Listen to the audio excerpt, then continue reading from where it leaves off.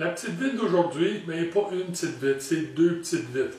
Et la première partie nous vient d'une question qui m'a été posée par Louis Aleva.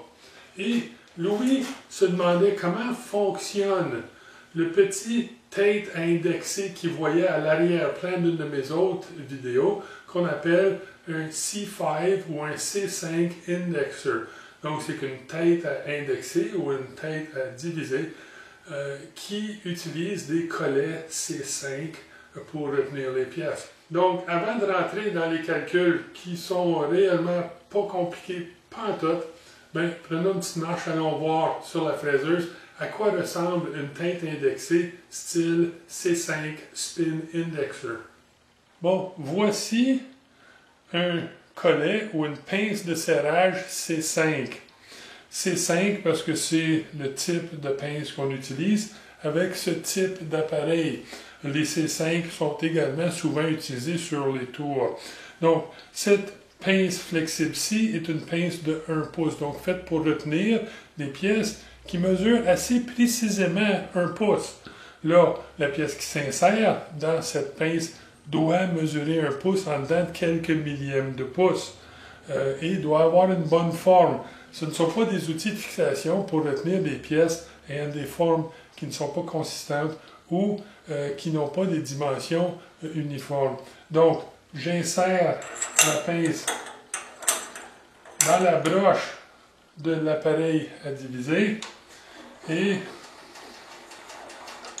je le tire ou je l'insère en filetant la pièce en dedans. Là, j'ai une pièce avec un bout précis d'1 pouce que je vais insérer dedans et je vais serrer en place. Et maintenant, je peux voir que la pièce est bel et bien retenue dans la broche de l'appareil à diviser. Là, c'est tout aussi simple d'enlever la pièce. Je n'ai qu'à barrer et lousser quelque peu le tire-pince et juste défaire. C'est aussi simple que ça. Là, si je regarde ici, j'ai mon plateau que j'ai vu de l'autre côté tantôt, mais maintenant que je vois de l'arrière, et je vois qu'il est gradué à 360 degrés en division de 5 degrés et que chaque 10 degrés est numéroté. Et je vois également que j'ai une échelle de 0 à 9, donc 10 trous ici, qui correspondent à chacun à 1 degré. Donc 10 degrés indiqués sur le plateau, donc 36 trous sur le plateau et 10 trous ici. Donc si je suis sur 0 d'après ma marque témoin ici, et je le suis, et que mon petit goujon est inséré dans le trou 0, mais je suis à 0 degré. Si par contre je l'insère dans le trou 5 et que je tourne pour qu'il s'insère dans un trou du plateau, mais je vois que ma ligne témoin maintenant s'aligne avec une demi-division qui est 5 degrés. Si je veux 8 degrés, je vais m'insérer dans le trou et tourner pour que le goujon rentre dans le plateau lorsqu'il est dans le 8. Et je constate ici que je ne suis pas tout à fait à 10 encore, je suis à 8 degrés. Puis 9, et éventuellement, je reviens à 0 et je me réaligne, mais cette fois-ci, sur mon 10 degrés. Donc, j'ai fait un mouvement de 10 degrés total. Et c'est aussi simple que ça. Chacun des trous ici représente 1 degré, qui est les 10 degrés qui séparent chaque division numérotée du plateau principal. Bon, comme on a vu, on peut produire des divisions sur 360 degrés à l'intervalle de 1 degré par division. Donc, au plus petit, je peux faire 360 divisions sur le pourtour d'une pièce. Mais ça, c'est fantastique. Mais si je veux couper également un nombre entier, pas pair ou impair, mais juste un nombre entier de divisions, 6 ou 8 ou 9, mais pas 6,5 ou 7 écarts, mais un nombre entier, mais quels sont mes choix avec ce genre de tête à diviser? Bien, tout ce que j'ai à faire, c'est à trouver des facteurs de 360, donc des nombres qui divisent 360 en un autre nombre entier. Et j'ai la liste ici. Regardons ça. 1, 2, 3, 4, 5, 6, 8, 9, 10, 12, 15, 18, 20, 24, 30, 36, 40, 45, 60, 72, 90, 120, 180 et 360. Ça, c'est les divisions complètes qu'on peut produire sur le périmètre ou le pourtour d'une pièce. Bon, on peut voir que malgré le fait qu'on peut produire toutes ces divisions-là, c'est quand même assez limité à comparer à d'autres types de têtes à diviser. Mais on se rappelle que ces appareils sont très peu dispendieux et que pour un machiniste en herbe ou quelqu'un qui fait ça pour le plaisir à la maison, ben, il ne faut pas négliger le fait qu'on peut quand même avoir une tête à diviser de ce type pour très peu d'argent, et ça, c'est très pratique. Par contre, on peut élargir nos possibilités de division avec ce genre d'appareil en la modifiant. Et pour ça, quoique c'est en anglais, je vous recommanderais d'aller voir une vidéo de M. Tom Lipton qui travaille ou qui a un site qui s'appelle Ox Tools. Là, voici un lien pour aller voir une série de vidéos qui portent sur ces modifications à ce type d'appareil pour lui donner accès à un plus grand nombre de divisions. C'est pas mal intéressant. Bien, en ce qui nous concerne, dans notre petit atelier maison, est-ce qu'on peut produire des choses qui vont élargir nos capacités de produire des pièces avec ce type d'outils? Puis la réponse, bien, elle est oui. Pas dans le nombre de divisions, mais dans le type et la grosseur et le genre de pièces que je peux retenir. Alors, allons à Fraiseuse regarder quelques pièces qu'on peut se fabriquer pour améliorer notre expérience de travail avec ce type d'outils. Un des accessoires qu'on peut se fabriquer assez facilement, ça serait un porte-mandrin du genre. Puis on voit qu'on a un filet pas très prononcé ici, avec un épaulement, un diamètre très précis, avec un trou qui passe à travers, et cet adapteur-là peut se monter avec beaucoup de précision et de concentricité dans notre pince C5, et ça me permet de monter des mandrins, 3 mâchoires, 4 mâchoires.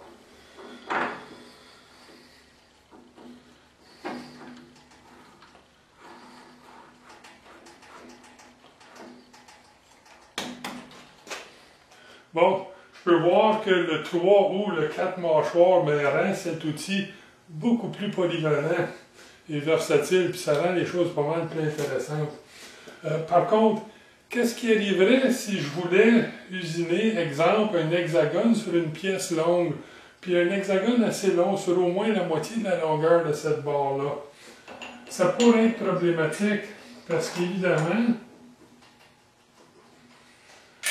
la pièce n'est pas bien soutenue.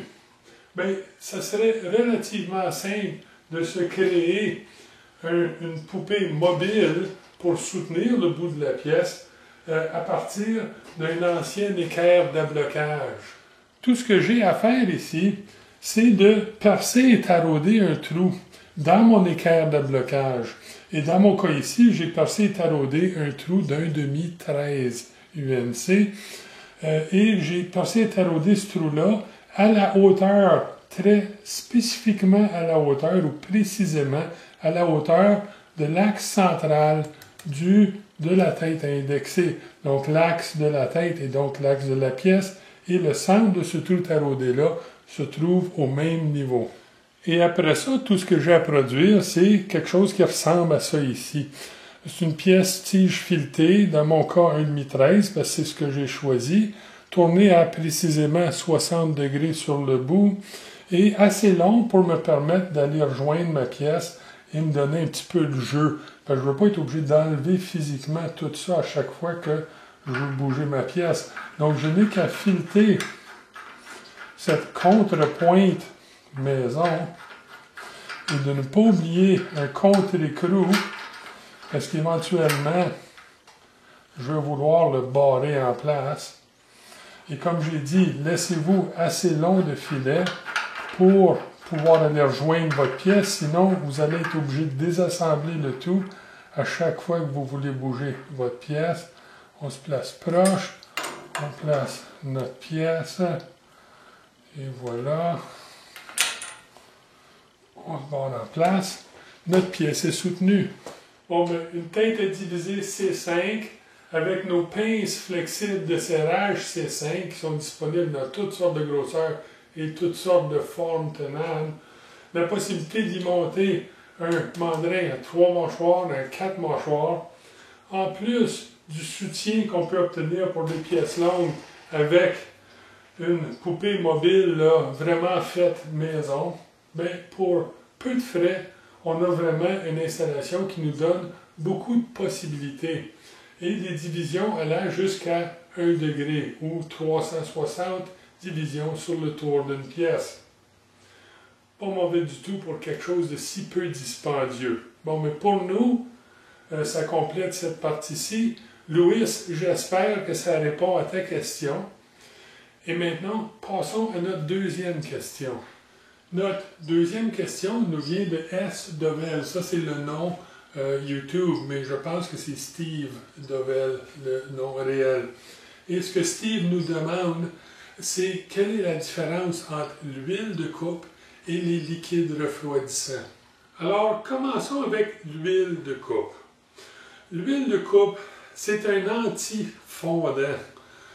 Et qu'est-ce que ça veut dire? Bien, lorsqu'on fait du pseudo-brasage, on utilise souvent un fondant pour éviter que les saletés s'accumulent, que les oxydes s'accumulent à la surface et pour promouvoir une bonne liaison au niveau atomique là, entre les matières de brasage et les pièces brasées.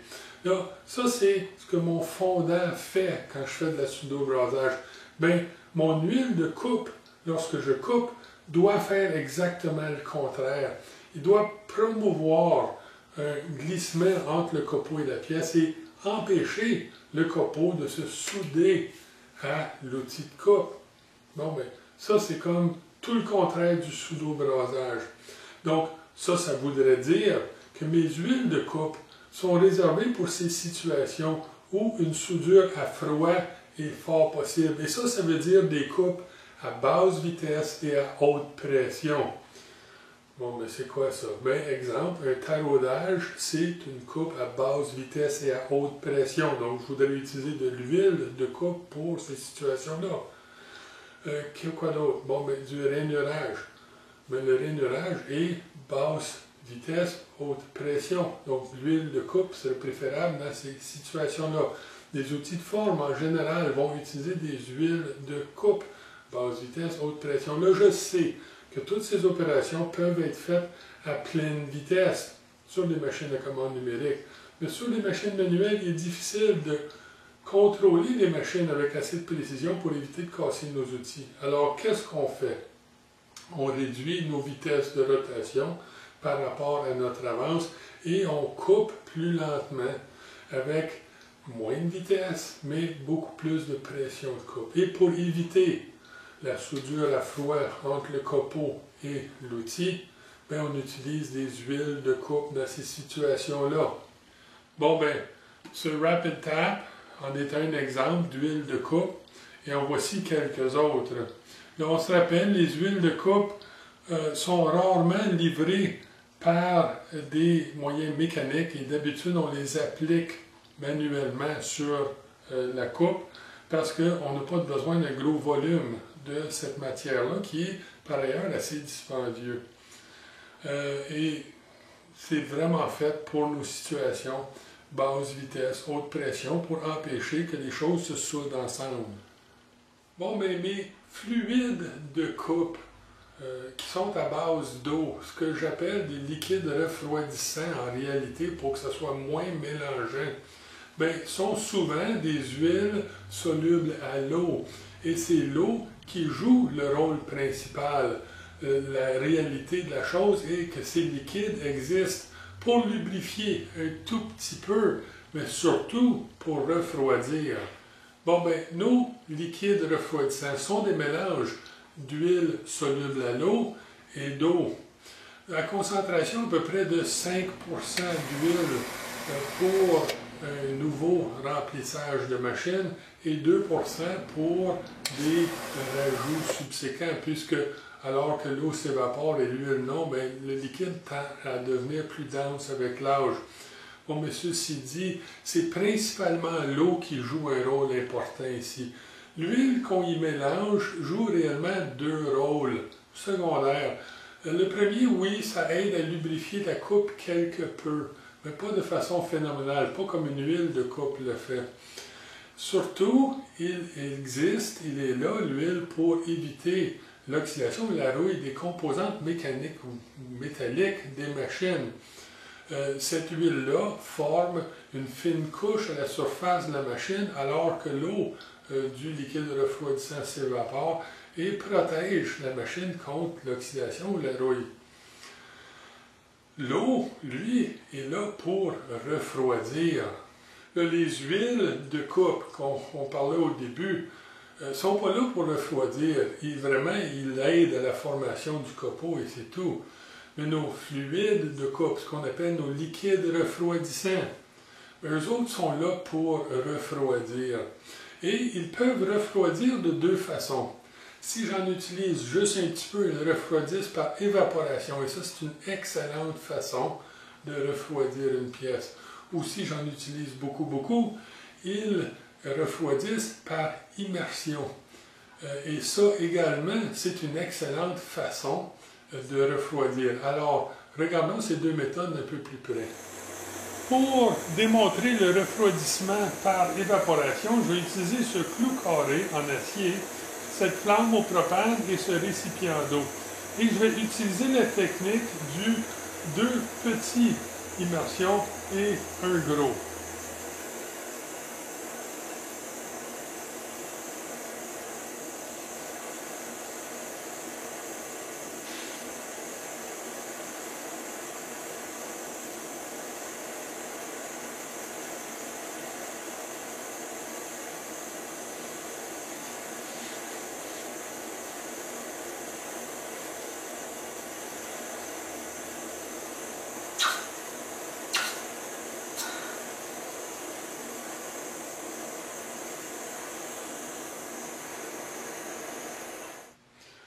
Bon, ben, qu'est-ce qui s'est passé, là? Ben, ce qui s'est passé, c'est qu'on a refroidi la pièce rapidement.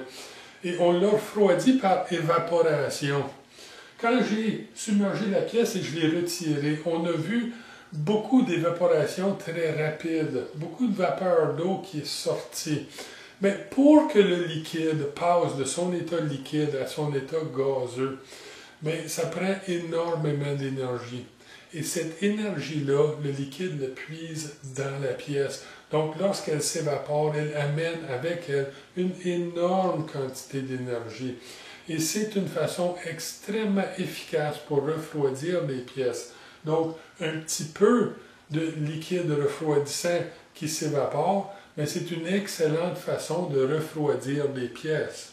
Là, cette méthode de refroidissement de pièces par évaporation, bien, ça fonctionne très bien sur des petites pièces.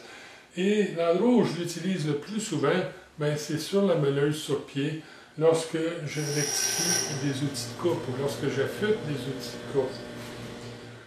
Mais ce n'est pas la méthode de prédilection lorsque j'ai des pièces volumineuses. Et pour ça, on va vouloir submerger la pièce dans le liquide. Regardons ça. Si par contre je veux refroidir une pièce plus massive, comme ce bloc d'acier 1 pouce par 2 pouces par 3 pouces d'acier 41-40, lorsqu'il est chauffé, bien, il contient une énorme quantité d'énergie. Et la meilleure façon pour attaquer ce problème-là ici, c'est pas par évaporation, mais c'est par volume. Donc je vais submerger la pièce avec une grande quantité de liquide refroidissant ou d'eau. Et je vais emporter dans cette eau-là qui va se réchauffer légèrement l'excédent d'énergie du bloc par volume, donc en transfert de chaleur de la surface du bloc au liquide. Et un transfert solide-liquide, c'est un transfert assez efficace. Fait que pour des grosses pièces, c'est la façon de l'attaquer. Donc, si j'usine une grosse pièce ou une pièce plus massive, que je suis en train de couper, bien vraiment, y injecter des grosses quantités de liquide, c'est vraiment la meilleure façon de l'attaquer. Par contre, c'est pas le seul rôle, le refroidir, que ce liquide-là joue.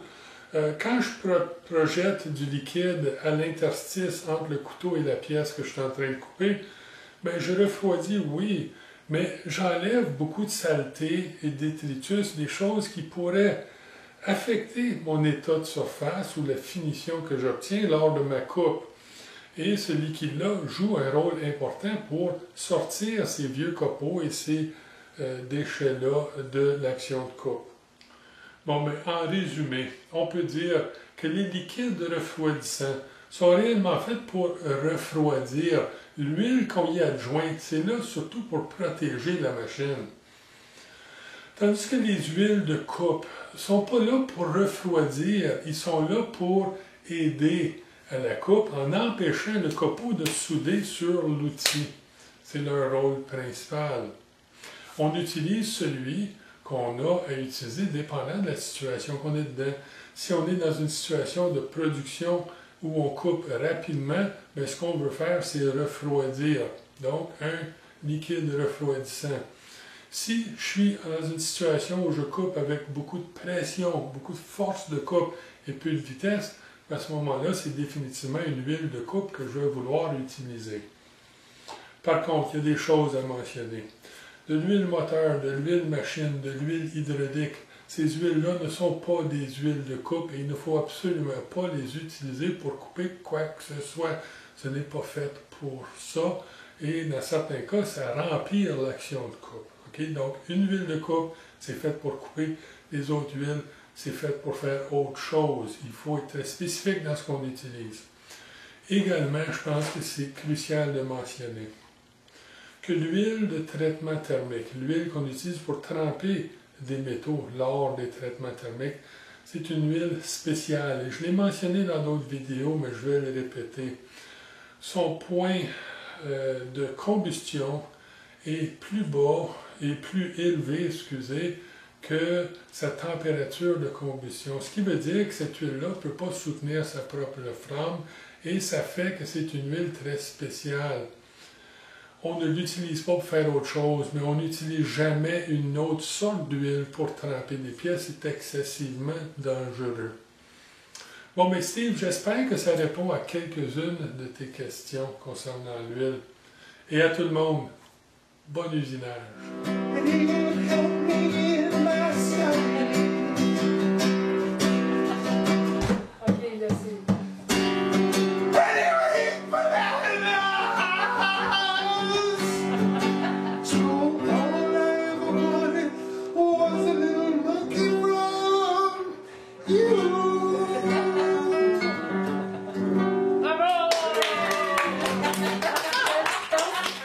There you go.